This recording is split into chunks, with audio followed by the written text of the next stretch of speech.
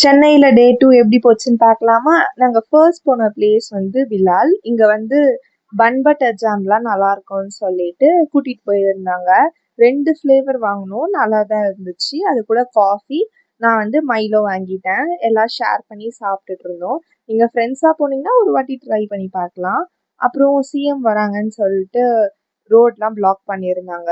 நாங்க மால் போற வழியில ஹை கோர்ட் இருந்துச்சு.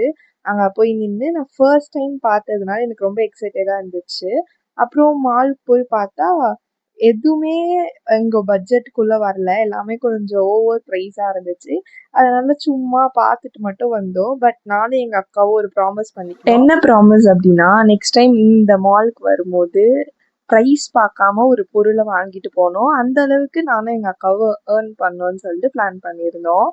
கீழெல்லாம் வந்து ப்ளே ஏரியா மாதிரி இருந்துச்சு கிட்ஸ்க்காக. நல்லா இருந்துச்சு பார்க்க. அப்புறம் அங்கேருந்து கிளம்பி மெரினா போகிற வழியில் ஸ்டேடியம் இருந்துச்சு.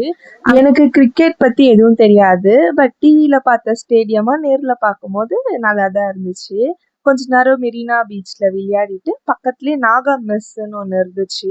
அங்கே ப்ரான் கிரேவி ஆர்டர் பண்ணோம். அது மேலே இந்த பொடிலாம் போட்டு தூவி கொடுத்தாங்க. ரொம்ப சூப்பராக இருந்துச்சு. நீங்கள் அந்த சைட் போனால் அந்த மெஸ்ஸை கொஞ்சம் விசிட் பண்ணி பாருங்க.